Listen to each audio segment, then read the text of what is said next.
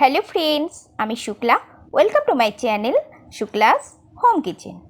আজ আমি পটলের পকোড়া বা পটলের চপ বা পটলের বড়া, যেটাই বলবেন, আপনাদের সাথে শেয়ার করব। এটি এক স্ন্যাক্স হিসাবেও আপনারা খেতে পারেন, কিংবা ডালের সাথে বা লাঞ্চে সাদা ভাতের সাথেও দারুণ লাগবে। এই পকোড়া খেতে ভীষণই টেস্টি একটি রেসিপি এবং বানানোও ভীষণ সহজ। আমরা যে কোনো মুহূর্তেই যে কোনো সময় চা কফির সাথেও সন্ধেবেলা আমরা স্ন্যাক্স হিসাবেও খেতে পারি। তাহলে চলুন দেখে নিই এই পটলের চপ বা পটলের পকোড়া বা পটলের বড়া বানাতে আমার কী কী লাগছে আর আমি কিভাবে বানাচ্ছি। আজ আমি বানাবো পটলের পকোড়া। তার জন্য এখানে নিয়ে নিয়েছি 500 গ্রাম পটল। এই সাইজের পটল নিয়েছি, এর থেকে বড় সাইজ হলেও খুব ভালো হয়। নিয়ে আমি 500 গ্রাম পটল নিয়ে খুব ভালো করে পরিষ্কার করে ধুয়ে নিয়েছি। আর পকোড়াটা বানাতে লাগছে এই এক বাটি আমি বেসন নিয়ে নিয়েছি, এর হাফেরও হাফ নিয়ে নিয়েছি চালের গুঁড়ো, আর নিয়েছি কর্নফ্লাওয়ার। আরও বেশ কিছু লাগবে, সেগুলো আমি ব্যাটারটা করতে করতে আমি আপনাদের সাথে শেয়ার করব। সবার ফার্স্টে আমি পটলের স্কিনটা ছাড়িয়ে আমি পকোড়ার শেপে কেটে নেব। দেখুন, আমি পটলগুলো এইভাবে স্কিনটা ছাড়িয়ে খুব ভালো করে দুভাগ করে কেটে নিয়েছি, আর মাঝখান দিয়ে এইভাবে আমি কাট করে নিয়েছি। এইভাবে প্রত্যেকটা পটলের মধ্যে আমি কাট দিয়ে নিয়েছি, আর এইভাবে পরিষ্কার করে আমি ধুয়েও নিয়েছি। এবার আমি এর মধ্যে দেব লবণ,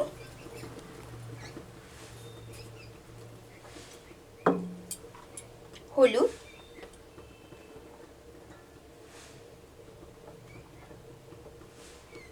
আর দেব সামান্য লঙ্কার গুঁড়ো,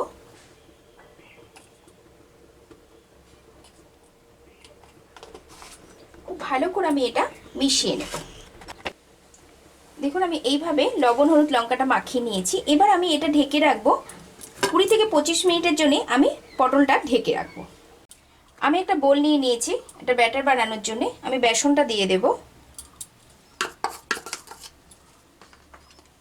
চালের গুঁড়োটাও দিয়ে দেব, আর যে কর্নফ্লাওয়ার নিয়েছি সেটাও দিয়ে দেব, আর দেব পরিমাণ মতো লবণ, হলুদ, আর দেব আদা পেস্ট 1 চামচ, আদা পেস্ট দিলাম। লাল লঙ্কার গুঁড়ো দেব, এটা আপনারা বুঝে দেবেন। আমি এখানে হাফ চামচ লাল লঙ্কার গুঁড়ো দিলাম। হাফ চামচ দেব কালো জিরে, হাফ চামচ দেব ধনের গুঁড়ো, হাফ চামচ দেব জিরের গুঁড়ো,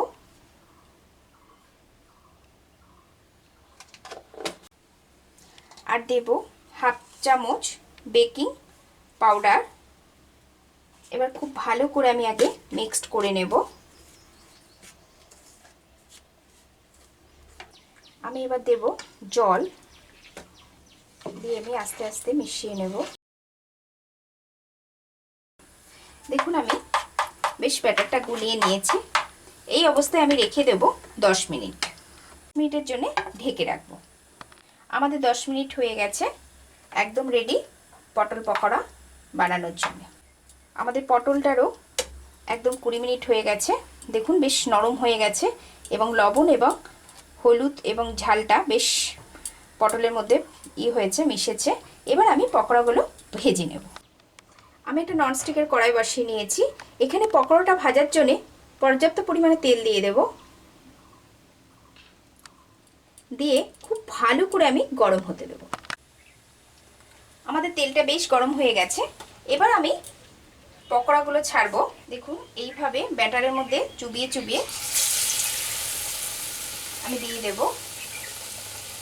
গ্যাসের ফ্লেমটা আমি একটু একদমই লোতে রাখবো, কারণ পটলগুলো সে ভাজবে।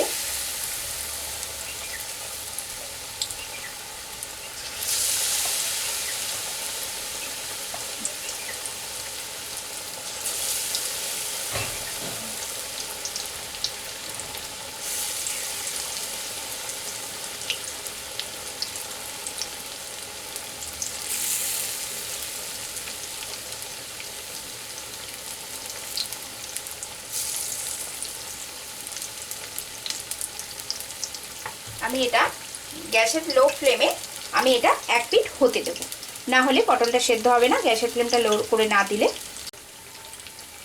আমাদের এক পিঠ হয়ে গেছে, আমি এবার উল্টে দেব।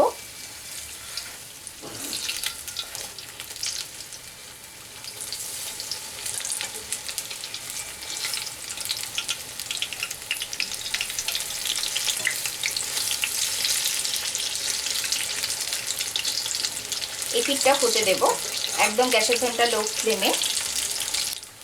দেখুন আমাদের এই পিঠটা হয়ে গেছে, দারুণ মুচমুচে হয়েছে। আমি এবার তুলে নেব।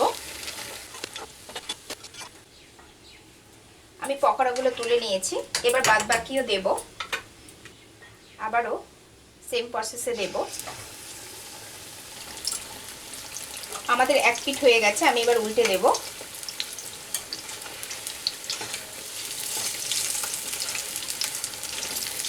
খুব সুন্দর মচমচে হয়েছে। আমি যেভাবে করলাম আপনারাও সেভাবে করবেন, দেখবেন খুব মচমচে খাস্তা হয়েছে, ভীষণই টেস্টি একটি।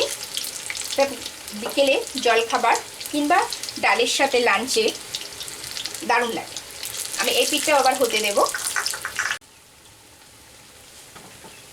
এই পিঠটা আমাদের হয়ে গেছে, দেখুন খুব ভালো খাস্তা হয়েছে, একদম মচমচ করছে। আমি এবার তুলে নেব। এইভাবে বাদবাকি পকোড়াগুলো আমি ভেজে নেব। দেখুন আমাদের পকোড়াগুলো বেশ সুন্দর করে ভেজে নিয়েছি। এবার এর উপর দিয়ে একটু চাট মশলা আমি ছিটিয়ে দেব।